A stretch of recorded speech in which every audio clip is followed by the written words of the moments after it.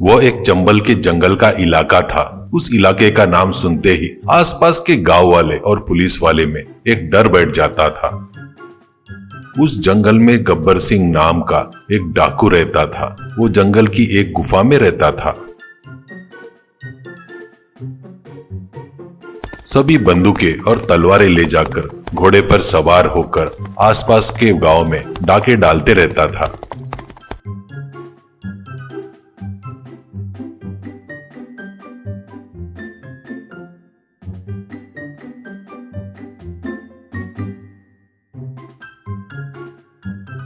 चोरी करने से पहले उसका साथी पूछता है, भैया इस बार कौन सा गांव लूटना है? तो गब्बर सिंह हंसते हुए कहता है, पैसे वाले गांव में ही तो माल मिलेगा, गरीबों के पास क्या रखा है चिल्लर के सिवा। जब चोरी ही करनी है तो कम मिलेगा, वहाँ क्यों जाएंगे। अमीर लोगों के घर पर, बैंक में, सोने की दुकानों में जो भी दिखता था वो छोड़ता नहीं था।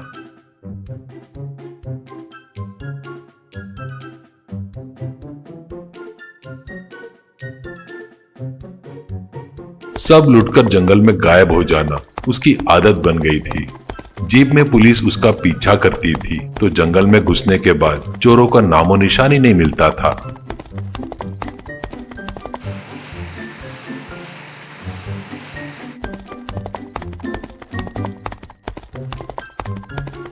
उस गब्बर सिंह को पकड़ना ही इंस्पेक्टर विक्रम राठौड़ ने अपनी जिंदगी का मकसद बना लिया था। वह बहुत ही सख्त और अनुशासन प्रिय अधिकारी था। गब्बर सिंह के मामले में उनके बड़े अफसर ने फोन करके कहा, और कब तक पकड़ोगे उसे पकड़ोगे करके तुम्हें वहाँ पर ट्रांसफर किया है। मेरे बड़े साहब के सामने मैं तुम्हारी तारीफ की है। पता है तुम अब अगर उसे नहीं पकड़ पाए तो सिर्फ तुम्हारी ही इज्जत नहीं, मेरी भी इज्जत जाएगी। विक्रम राठौड़ ने जवाब दिया, सर उसी के लिए नींद और खाना छोड़कर घूम रहा हूँ सर। उस गब्बर सिंह को पकड़कर ही रहूंगा सर। मुझ पर भरोसा रखने के लिए धन्यवाद। उसे पकड़कर हमारे डिपार्टमेंट की इज्जत बचाऊंगा सर। दूसरा गब्बर सिंह आएगा तो इस बार डर के मारे पैदा ही नहीं होगा सर। गब्बर को कैसे पकड़ना है इस पर वो अपनी टीम के साथ हमेशा चर्चा करते रहता था। अगर मैं इस बार गब्बर को नहीं पकड़ा तो मेरी वर्दी का कोई मतलब ही नहीं है। वह कितने दिन छुपकर भागता है मैं भी देखता हूँ, वो अपने साथियों के साथ कहता है। एक दिन एक सिपाही ने डरते हुए कहा, सर चंबल का जंगल बहुत बड़ा है सर, इतना आसान नहीं है। वो गब्बर सिंह का अड्डा है, वो चप्पा चप्पा उसे पता है सर। इस पर विक्रम सिंह ने कहा, जंगल बहुत बड़ा है तो क्या हुआ, जुर्म से तो बड़ा नहीं है ना। उसे पूरा जंगल पता है तो भी ठीक है, मैं उसे पकड़कर ही दम लूंगा।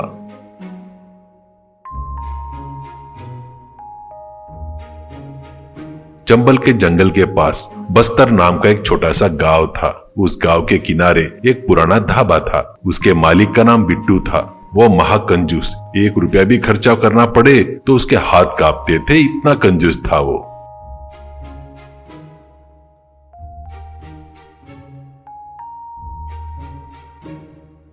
बिट्टू रोज अपने काम करने वाले पर चिल्लाते रहता था, अरे क्यों इतना तेल डाल रहे हो? चिकन के टुकड़े इतने बड़े क्यों रखा? ग्राहक को छोटे टुकड़े देने चाहिए, समझ में आया ना? ऐसे चीखता था, चिल्लाता था। काम करने वाले आपस में बात करते, अरे वो पैसे बचाने के लिए हमसे क्या क्या करवा रहा है, खाने में सब घटिया सामान इस्तेमाल करने को कहता है, यह पाप हमें भी लगेगा। बिट्टू के ढाबे में चिकन बिरयानी, मटन बिरयानी और कई तरह के आइटम खूब बिकते थे, लेकिन वह घटिया मांस और घटिया सामान से सब बनवाता था।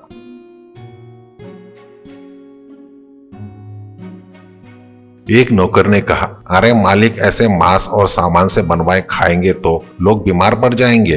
बिट्टू हंसता है, बीमार पड़ेंगे तो डॉक्टर के पास जाएंगे ना, तुझे क्या तकलीफ है? बीमार होने के बाद फिर खाने के लिए आएंगे ना, जा अपना काम कर बेवकूफ कहीं के।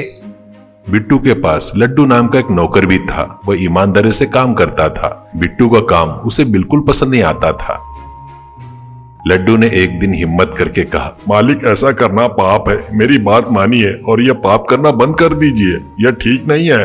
बिट्टू गुस्से में बोला, तुझे पसंद नहीं है तो तू अपना काम छोड़कर चला जा, लेकिन मुझे फालतू का ज्ञान मत बांट।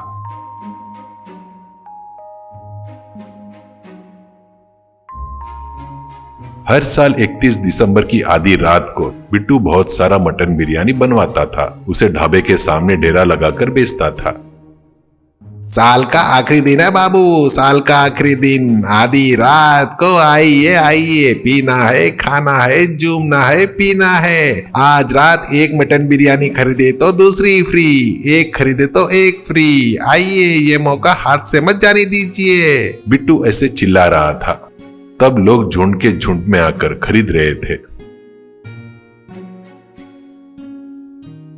यह देखकर लड्डू दूसरे नौकर से बोला, हाँ, बोली जनता एक खरीदने पर फ्री मतलब वो बिरयानी कैसे बनाता है यह भी नहीं सोच रहे हैं।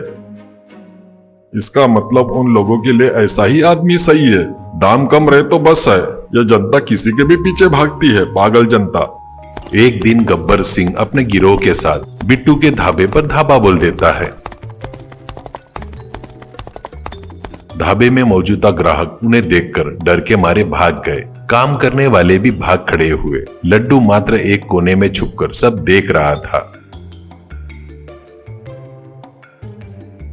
बिट्टू कांपते हुए गब्बर सिंह के पास आया। गब्बर भाई, ढाबा लूट के ले जाएंगे तो आपको क्या मिलेगा?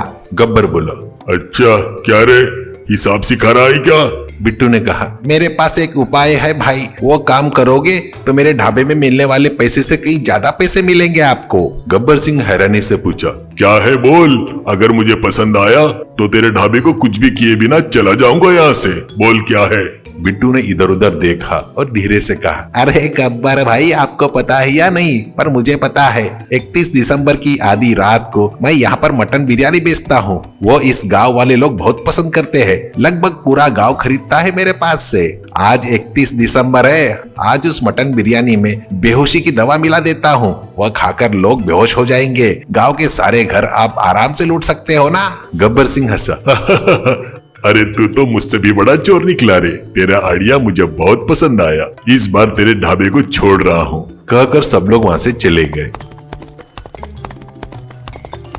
ये सारी बातें छुपे हुए लड्डू ने सुन ली। उसका दिल बैठ गया और उसने सोचा, यह दुष्ट अपने ढाबे को बचाने के लिए पूरा गांव को खतरे में डाल रहा है, यह होने नहीं देना चाहिए। गब्बर के लिए विक्रम सर बहुत दिन से तलाश कर रहे हैं ना, यह बात तुरंत उनको बतानी चाहिए, ऐसा उसने सोचा। फिर लड्डू सीधे पुलिस स्टेशन गया। इंस्पेक्टर विक्रम राठौड़ के सामने खड़ा होकर सब बता दिया। विक्रम ने हैरानी से लड्डू से पूछा, तुम जो कह रहे हो वो सच है लड्डू? लड्डू ने जोर देकर कहा, सर मुझ पर भरोसा कीजिए सर, भगवान की कसम खा रहा हूँ। 31 दिसंबर आधी रात को पुलिस वाले सादे कपड़ों में ढाबे के आसपास छुप गए थे। लोग बिरयानी खरीदना और खाना शुरू कर चुके थे।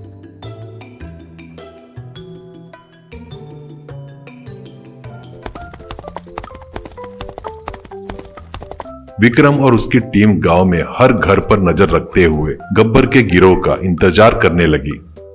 आखिरकार गब्बर का गिरोह गांव में घुसता है और एक घर में चोरी कर ही रहा था कि पुलिस ने उन पर धावा बोल दिया। हाथ ऊपर करो, इस बार तुम्हारा खेल खत्म, विक्रम ने चिल्लाते ही गब्बर सन्ना रह गया।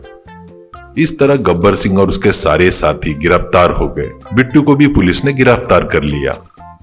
कोर्ट में जज ने कहा, अपराध करने वाले के साथ अपराध की योजना बनाने वाला भी बराबर का दोषी है, इसलिए तुम सबको कड़ी सजा सुनाई जाती है। गब्बर और बिट्टू को जेल की सजा सुनाई गई। वे जेल चले गए। विक्रम राठौड़ ने खुद लड्डू को पैसे दिए और कहा, शाबाश लड्डू, गब्बर के पकड़ने के लिए तुमने जो अहम भूमिका निभाई थी, इसके लिए सरकार ने तुम्हें 10 लाख का इनाम घोषित किया है। ईमानदारी का यही इनाम है। लड्डू ने कहा, मैंने अपने गांव को बचाया है सर, मैं वही चाहता था, वह मेरे लिए काफी है सर। चोरों से हाथ मिलाने वाला भी चोर होता है, लालच और लोभ से बढ़कर ईमानदारी बड़ी होती है सर, आखिरकार वही जीतती है सर। डियर फ्रेंड्स, अगर आपको ये वीडियो पसंद आई तो हमारे चैनल को लाइक, कमेंट और सब्सक्राइब जरूर करना और हाँ, अपने दोस्तों के साथ इसे जरूर शेयर करना। धन्यवाद।